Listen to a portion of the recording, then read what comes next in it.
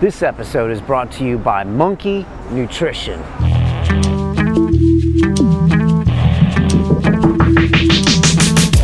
There are a lot of calisthenics movements growing now. Even in London, there's like Wham Bros and all these calisthenic movements popping up, Spartan Fam. And I respect them a lot because they're doing a lot of good things for their communities. They're getting the kids out. I've been to some of these parks and I see 12-year-olds speaking of their heroes or these calisthenic guys from Kennington Park, or, and that's great that they have these idols that aren't block workout, which block workout. Yeah, exactly, Mr. Block Workout. Yeah.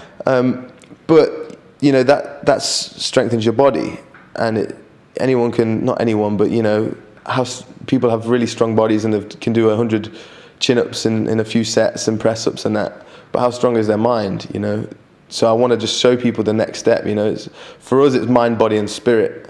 So your body can be strong, you can do all the chin-ups in the world, but if you're hanging, from a crane 100 feet up, 200 feet up, do you trust that body? How many times have you fallen off a bar hanging in the park? Most people never. So what makes you think you're going to fall when you're 100 feet up?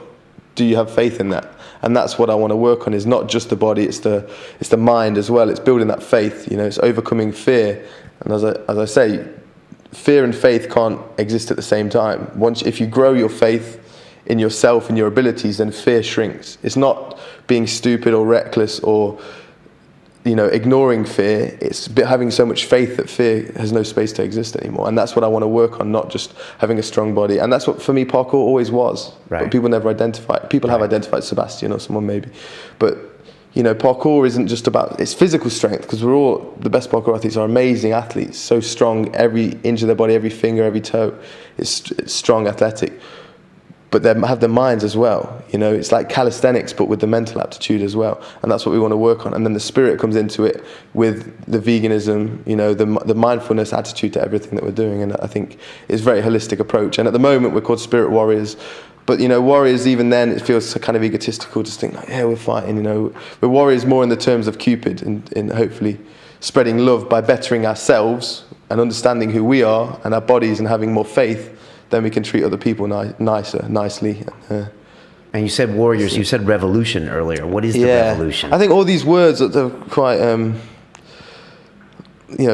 bit more forceful, and we don't want to be, it's not about forceful, it's just about a gentle nudge, changing the direction slowly, shifting the rudder of the ship, not just like smashing it and changing direction. It's like there are a lot more young.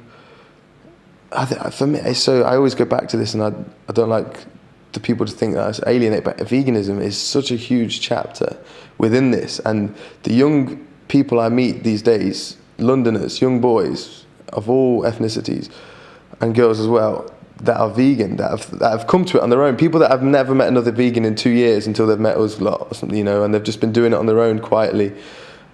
And they're having their own revolutions in their head, and that's what we said, the next revolution, with the revolution of self, of us taking the power back. And if all these people, we vote with our pound, and as this is what we want more organic food, we want locally grown produce. As we slowly become more and more aware of this with the help of the internet, that's where everyone's going to go. We're going to start putting our money that way, and we're going to grow that. And it won't be like a big overhaul of government like V for Vendetta style Anonymous, although I'm sure they might be involved in some way, but we'll see. I think it's generally just a revolution of self that then slowly changes it. And you see it now with Scotland, the vote to be free from Britain, and that's going to be Cameron's afraid. Yeah.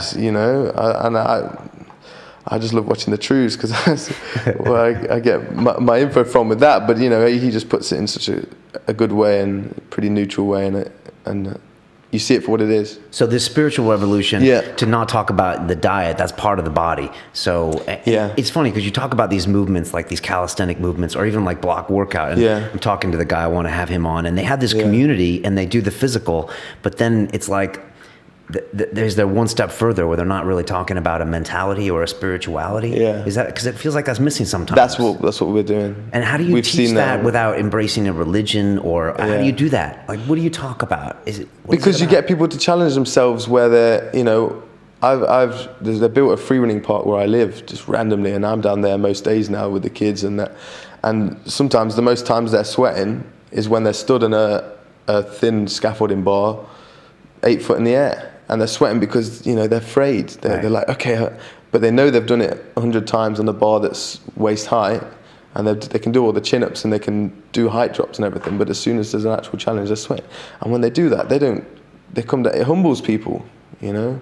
Challenging yourself mentally and doing something that you're slightly scared of, but it tests you, but you know that you can do it, and having faith and then trusting that faith and actually overcoming and doing it, it humbles you. And that's what it's doing to these people. Don't miss London Real. Subscribe now.